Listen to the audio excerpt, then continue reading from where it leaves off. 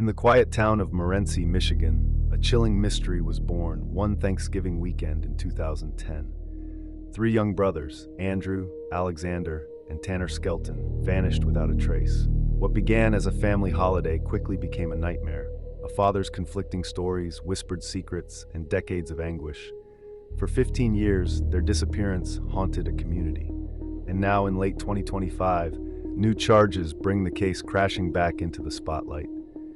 This is the story of the Skelton Brothers.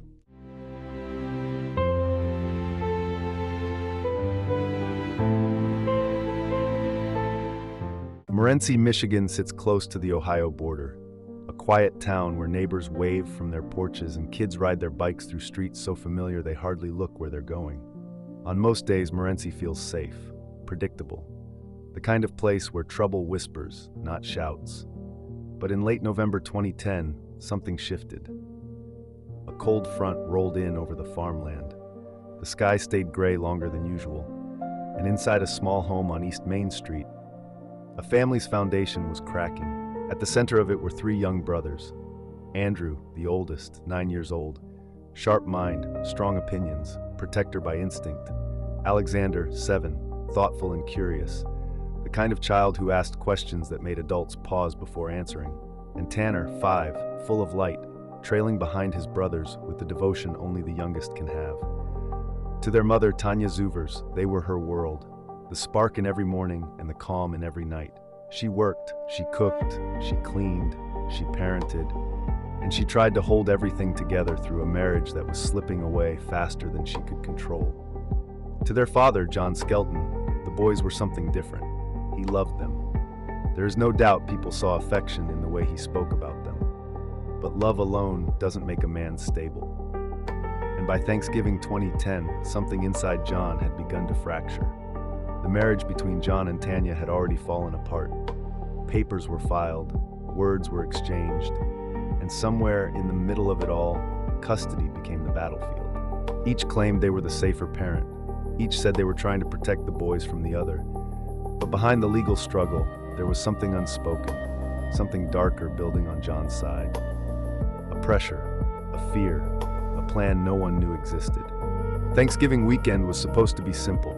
John asked to have the boys for the holiday. Just a normal visit. Dinner, games, time with their father. Tanya agreed, expecting to see her sons the next day. She handed them over, unaware it would be the last moment anyone saw all three of them alive. Witnesses later recalled John that day, his voice calm, his movements measured, almost too controlled, as if he had practiced being normal and the mask was starting to slip.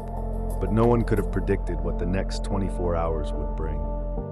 No one imagined the boys' cheerful goodbye as anything more than a routine handoff, a temporary separation in a family splitting apart. Morenci carried on that evening as it always did. Porch lights flicked on, families settled into their Thanksgiving leftovers, cars rolled past the Skelton home without a second glance.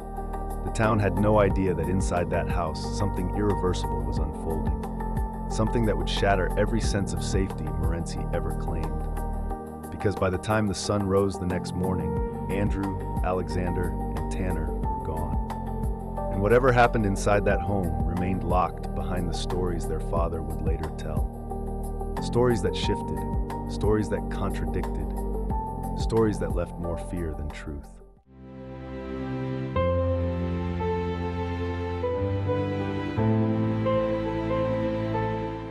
Thanksgiving night passed quietly in Morenci. No alarms, no raised voices, nothing that suggested three young boys were living their final hours in the care of their father. From the outside, everything looked normal. Inside John Skelton's home, the boys settled into their pajamas. They watched a movie, they played a board game. They were seen by neighbors earlier in the day, smiling, bundled in coats against the cold. By all accounts, they acted like children who believed they would see their mother the next morning. But morning came, and something felt off. Tanya expected them early. John had promised. 8 in the morning, 9 at the latest. She waited by the phone. She told herself not to worry. Holidays run late. Kids sleep in. Maybe he let them have pancakes. By late morning, the quiet became too heavy. She called John, expecting to hear laughter in the background. maybe the noise of breakfast dishes. Instead, his voice was flat, emotionless. He told her she could not speak to the boys. He said they were fine. He said they were somewhere safe. The more he talked, the more the air seemed to tighten around her. Tanya hung up the phone and felt her stomach sink. A mother knows when something is wrong. This was not late. This was not normal. This was a shift, a twisting gut instinct that whispered one truth. Something had happened. At 1 p.m., she made the call. Police were sent to conduct a welfare check at John's home. Officers knocked on the door. No children answered, only John. His leg was in a brace from a recent injury. His movements were stiff. His eyes kept drifting away from the officers as they questioned him. And then came the words that would ignite a statewide alert. The boys were gone, not missing, not visiting a friend, not hiding in the house, gone. Within hours, an Amber Alert flashed across Michigan and Ohio. Helicopters rose, patrol cars spread across county lines. Volunteers gathered in parking lots with flashlights and thermal blankets. But from the first moment officers entered that house, something felt wrong. The house was quiet, damaged in odd ways, yet strangely empty. No toys, no clothing, no signs that younger residents had been there at all. It didn't feel like a struggle, it felt erased. Investigators asked John where the boys were. His story changed within minutes. He said he had dropped them off with a woman. He could not give her last name. He could not describe her car. He could not say where she lived. He only repeated that the boys were safe. Outside, officers searched his backyard. They checked the shed. They examined the garage. They combed through trash cans. Every step carried the same realization. There were no recent signs of 3 children. Then came another detail. Earlier that morning, a phone belonging to John Skelton pinged in Ohio. Authorities realized he had crossed the state line on Thanksgiving night and returned before dawn. But he claimed he never left his home. The timeline cracked, and with it, the last sense of simplicity. By sundown, dozens of officers were searching fields, ditches, rural roads, old barns. The temperature dropped. Flashlights cut through the dark as investigators called out the boys' names into the open air. Andrew, Alexander, Tanner. No answers, no echoes, not even a trace. The community waited for updates, but none came. Every hour that passed tightened the fear. Children do not vanish without a mark, without a footprint, without a piece of fabric caught on a fence. Yet here there was nothing. Not a sock, not a wrapper, not a single breadcrumb to follow. The Skelton brothers had disappeared, seemingly into the thin, cold air of a Michigan Thanksgiving.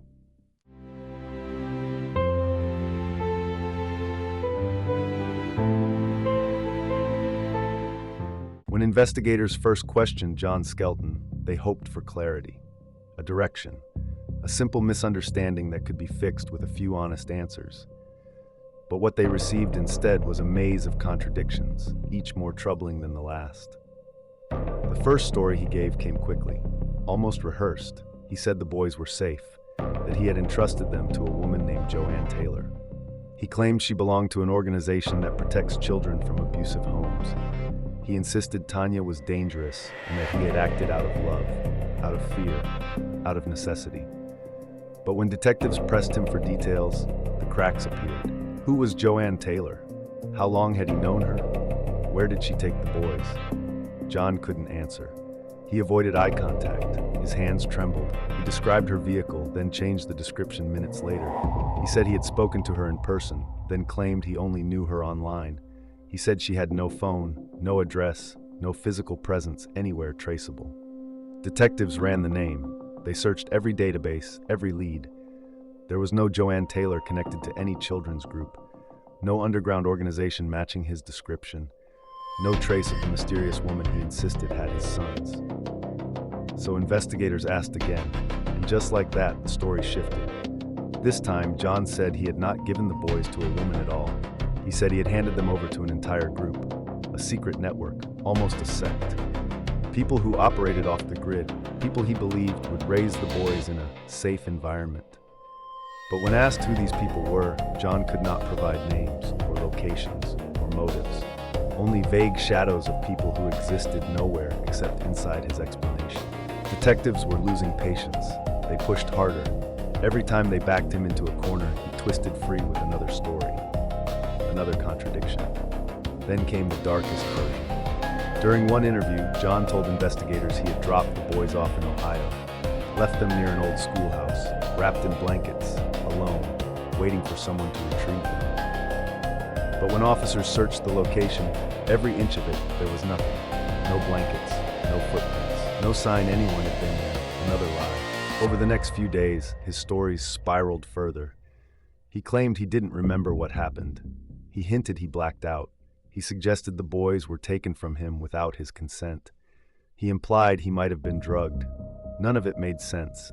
None of it matched the timelines investigators tracked through phone pings and interviews. Every explanation contradicted the last. Every detail confused the picture instead of clarifying it. And then, in one chilling moment, he said something investigators would never forget. He told them he couldn't bring the boys back. He told them they were with people who would protect them. He told them they should stop searching. At that point, investigators knew two things. One, the stories were lies. And two, the truth, whatever it was something John Skelton did not intend to say out loud. His final version of events seemed less like a story and more like a shield, a barrier, a wall protecting something he had done or something he refused to face. Because the only consistent part of John's story was the one detail that haunted investigators most. He never once claimed the boys were coming home.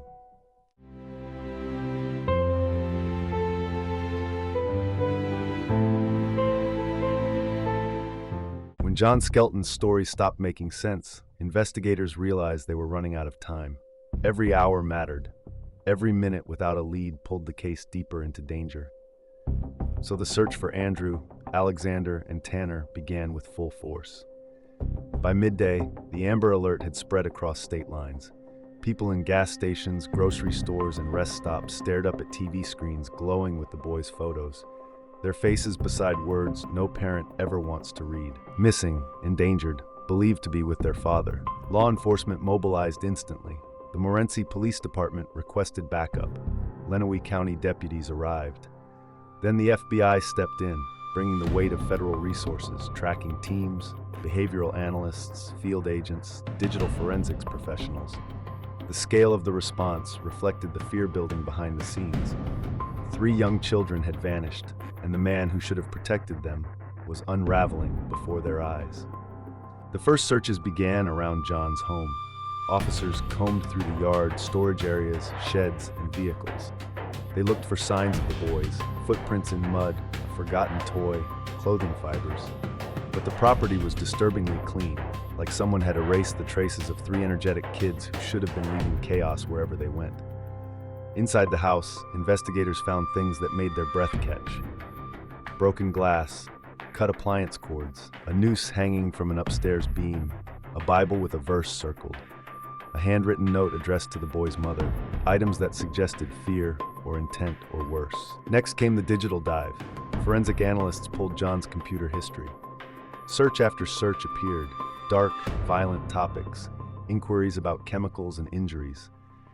These findings didn't confirm anything, but they painted a deeply unsettling picture of a man in crisis, a man planning something. Meanwhile, the ground search expanded. Officers and volunteers swept through fields, parks, wooded trails, and abandoned buildings. Layers of winter leaves were moved aside one handful at a time. Crews poked through brush with poles. Divers stepped into icy water, their flashlights piercing the dark beneath the surface. Morenci had never seen anything like it, and still there was nothing. Then investigators uncovered the phone data.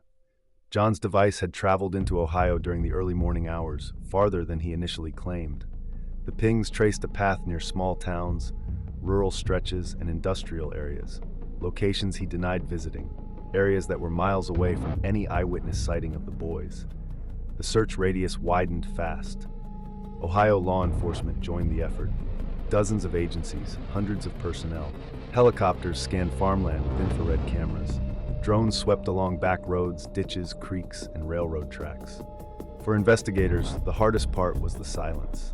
Every lead brought hope. Every dead end brought dread. One tip pointed them to an old schoolhouse, abandoned, cold, and empty. John had mentioned this place in one of his stories, but when officers searched it, they found nothing. No blankets, no clothing, no signs of life. Another lead brought them to dumpsters behind a small truck stop in Ohio. Officers dug through bags of trash, working slowly, painfully, aware of what they might find. But again, nothing appeared that connected to the boys. Each fruitless search added weight to the next. Investigators pushed harder. They extended the perimeter miles in every direction. Volunteer groups walked shoulder to shoulder through tall grass. Farmers checked their fields. Hunters scanned their trail cams. No detail was too small, no rumor too wild, but the clock was ticking. The nights were the hardest, cold, silent, unforgiving. Officers felt it in their bones. If the boys were out there, exposed to the November temperatures, the window to find them alive was closing fast. The FBI brought in profilers. Analysts reviewed every detail of John's life, his habits, his personality, his triggers. They tried to understand what he might have done, where he might have gone, whether he was telling a fractured truth or weaving a story to hide a crime. One investigator later recalled that moment. We didn't know if we were searching for children in danger or for the remains of children already lost. But the most haunting detail was this. Despite the largest search effort the region had ever seen, not a single trace of the Skelton Brothers was found. Not a toy, not a coat, not a shoe. Nothing that told the world where they had gone or what fate had met them. The brothers had vanished without leaving behind a trail.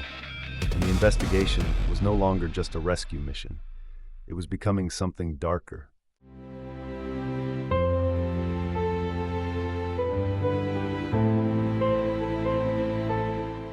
As the investigation wound on, the legal system began to close in on John Skelton. Not for murder, but for a lesser, though still grave, crime. On September 15, 2011, John entered a no-contest plea to 3 counts of unlawful imprisonment in connection with his children's disappearance. He did not admit guilt, but he did not fight the charges either. The decision carried weight. No bodies had been found, no definitive proof tied him to a more violent charge, but there was enough concern, enough suspicion, and enough legal risk to convict. He was sentenced to 10 to 15 years in prison. According to court records, he remained in custody of the Michigan Department of Corrections. Behind bars, John's life changed drastically. Stripped of freedom, he was forced to reckon with months, then years of isolation. In a rare jailhouse interview in 2018, he broke down, choking on his own anguish. "I miss their voices," he said, his voice soft but raw. He claimed again in that interview that he had given his sons to a farm in Ohio, to a family who would keep them safe. A story he repeated often. But even as he spoke, there was no proof, no documentation, no corroborating witness, just his grief, his pain, and his silence. Meanwhile, the parole board reviewed his case. His earliest eligibility came in 2020, then again in 2022. But each time, they denied him. Officials cited risk to the community and a lack of cooperation, factors that overrode any possibility of early release. As the years passed, many believed that 2025 would be his moment of reckoning, the end of his sentence, the chance to walk free. His scheduled release date was November 29, 2025, but that release never came. Just days before he was due to walk out of prison, authorities dropped bombshell charges. On November 12, 2025, John Skelton was formally charged with 3 counts of open murder, 1 for each of his missing sons, and 3 counts of tampering with evidence. His arraignment was swift. He was transferred from Bellamy Creek Correctional Facility to Lenawee County Jail. Yahoo News in court, a judge set his bond at a staggering $60 million, a reflection of both the serious nature of the charges and the deep concern of prosecutors. Prosecutors argued that the case was no longer just about a father failing to return his children. They said it was about justice, about accountability, about finally facing what many suspected all along. John, for his part, remained largely uncooperative with authorities, a pattern that had defined much of his behavior since 2010. To many observers, the leap from unlawful imprisonment to murder charges felt seismic. For years, the missing boy's mother, Tanya Zuvers, had fought not just for answers but for recognition, to have her sons' lives or their deaths legally acknowledged. The legal proceedings had always been layered, part criminal case, part family tragedy. And now, as John Skelton faced the gravest charges of all, the stakes had never felt higher.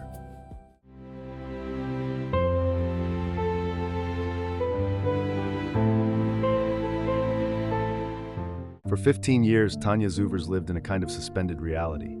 Her sons were gone, yet never confirmed dead. Missing, yet never found. Hope and grief existed side by side, and every holiday, every birthday, sharpened the pain. There is a particular kind of torment in not knowing. Parents of missing children describe it as a wound that never scabs over, a question that hangs in the air every morning when they wake up, and every night when they try to sleep. Tanya carried those questions longer than most could bear. For years, she refused to declare Andrew, Alexander, and Tanner dead. She held out hope that her sons were alive somewhere, waiting, needing only to be found. The community supported her. Investigators supported her. Even when the odds grew thin, people admired her refusal to let go. But time has a way of forcing decisions no one wants to make. As the decade mark approached, the absence of evidence became louder than any lead. No sightings, no remains, no credible tips that ever held up. The investigation stalled. Every thread turned to dust. And with John still refusing to give any truthful account of what happened, Tanya faced an impossible reality. Closure may never arrive on its own. In early 2025, she made a heart-wrenching decision. She filed a petition to legally declare her sons deceased. It was not a choice born from certainty. It was born from exhaustion, from the practical, painful truth that life had to move forward, even if part of her could not. The hearing was subdued. No raised voices, no outbursts, just a mother explaining to a judge that 15 years of silence had become unbearable, that she could not continue in limbo, that she needed the legal system to acknowledge the reality she feared most. The judge listened carefully. The room seemed to hold its breath. This was not a case with noise or spectacle. It was a slow, devastating verdict shaped by time.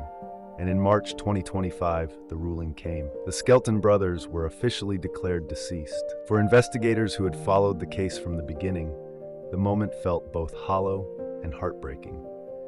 After all the searches, all the interviews, all the nights spent combing through woods and fields and frozen ground, the law was forced to conclude something it could not prove, but could no longer ignore. For Tanya, the ruling did not replace her sons. It did not answer her questions. It did not erase the 15 years of uncertainty, but it did something else, something small, fragile, but necessary. It created space for closure, not acceptance, not peace, but the chance to stop holding her breath.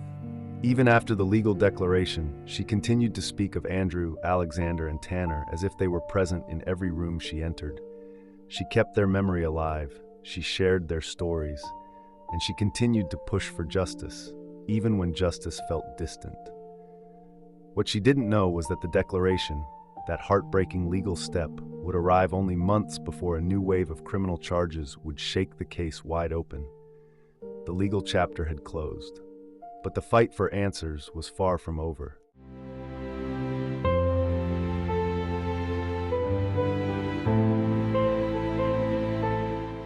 Then, in November 2025, the case took a seismic turn. On November 12th, John Skelton, the man who had long been suspected in one of Michigan's most haunting disappearances, was formally charged with 3 counts of open murder and 3 counts of tampering with evidence in connection with the disappearance of his 3 sons. These were not just charges. They carried the weight of 15 years of mystery, speculation, and unanswered pain. He was brought from prison, transferred from Bellamy Creek Correctional Facility to Lenawee County Jail to face the new indictment. At his arraignment, the judge set bail at a staggering $60 million. To many in Morenci and beyond, it felt like a reckoning long overdue, and maybe, just maybe, a path toward justice. The timing was deeply symbolic and devastating. Skelton had been scheduled to be released from prison on November 29, 2025, after serving his sentence for unlawful imprisonment. Just weeks before he was due to regain his freedom, authorities leveled the most serious accusations yet. The charges allege not just a crime of desperation, but one of fatal consequence. In the charging documents, prosecutors point to the disappearance date, November 25th, 2010, as the same time now tied to the alleged murder. The family, battered by years of silence, hope, and heartbreak, issued a statement. It has been 15 long years since our 3 boys went missing. Our priority has always been finding out what happened and seeking justice. We ask that the investigation be allowed to proceed thoroughly so that the truth may finally come to light. They asked for privacy, for respect, but made one thing very clear. Their fight wasn't over. Not now. Not ever. Inside the courtroom, the air was thick. One of the first to speak was a prosecutor who stood before the judge and argued that the new charges must be weighed with full gravity. If convicted, Skelton could spend the rest of his life in prison. Defense details remain muted. Skelton, already incarcerated, did not immediately provide comment on the new charges. Across Michigan, the news rippled out fast. For the community of Morenci, it reopened old wounds. For investigators, it offered renewed purpose. For the world watching, it was a chilling turning point. One that said, this is no longer just a disappearance, it's a murder case. But even with the charges filed, one of the most haunting truths remains. The Skelton brothers have never been found. Their bodies have never been recovered. The court now has a new burden, to prove what happened in those November hours more than a decade ago, to turn theory into fact, to either absolve or condemn. For Tanya Zuvers, the mother, these charges are both a blow and a balm. A blow because the grief that never left had been reopened. A balm because at long last, the law is stepping in. Whether this leads to a verdict or more heartbreak, only time will tell. And yet, as the courtroom drama unfolds, one question looms larger than any bond or indictment. What really happened to Andrew, Alexander, and Tanner?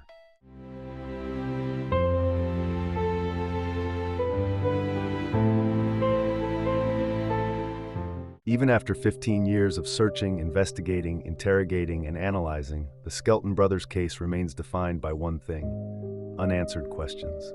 Heavy questions. Questions that sit in the shadows, refusing to leave. Investigators have never been able to fully reconcile John Skelton's shifting stories with the evidence, and each contradiction carries its own dark possibility. One, did John act alone? Some investigators believe John never involved another person or group at all. His claims about shadowy organizations and mystery caretakers collapsed under even basic scrutiny. No witness ever saw the boys with anyone else. No digital footprint traced to his supposed contacts. Nothing supported his stories. If he acted alone, then every mile he traveled in those early morning hours matters. Every field, every road, every ditch, every abandoned structure. Those places may still hold answers that have yet to surface. 2, were the boys truly handed off to someone? Others, including a handful of early caseworkers, entertained the possibility, however faint, that John did hand the boys to someone. Not a cult, not a secret group, but a single acquaintance, someone he trusted in a moment of crisis. But this theory also runs into a wall. No one ever came forward, not in 2010, not in 2015, not in 2020, not ever. For such a handoff to be real, someone would have to keep 3 boys hidden for over a decade without making a mistake, without leaving a trace, and without a single moment of doubt strong enough to alert authorities. That level of secrecy borders on impossible. 3. Did something happen on the night of Thanksgiving? The timeline has always troubled investigators. The boys were last seen on Thanksgiving Day. Hours later, John was found injured, claiming he had attempted suicide.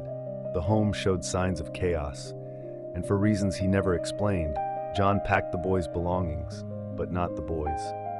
Something happened in that narrow window, something that made John believe he could never return the children to their mother, something he has guarded in silence. 4. Why did John never slip? People who hide the truth often falter. They confess under pressure. They contradict themselves. They reveal details accidentally.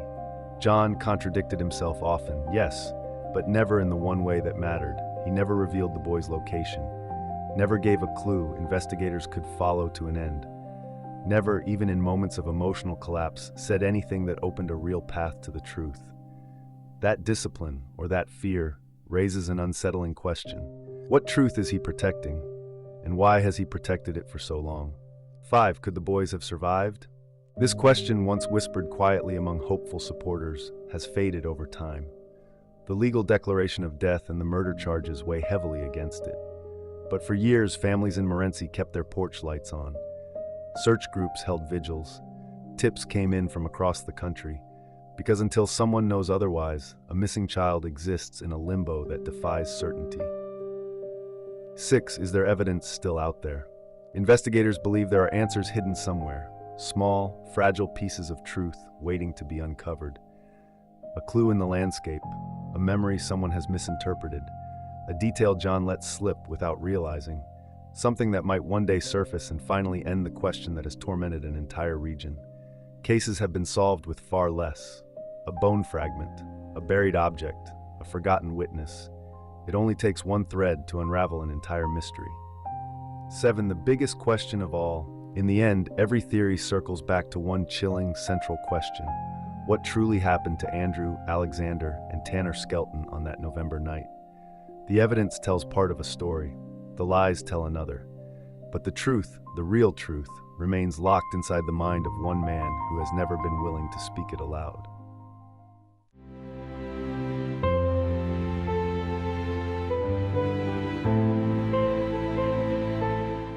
"15 years have passed since Andrew, Alexander, and Tanner Skelton vanished from their small Michigan town. 15 years of dead ends, brief sparks of hope, long stretches of silence, and a pain that never softened.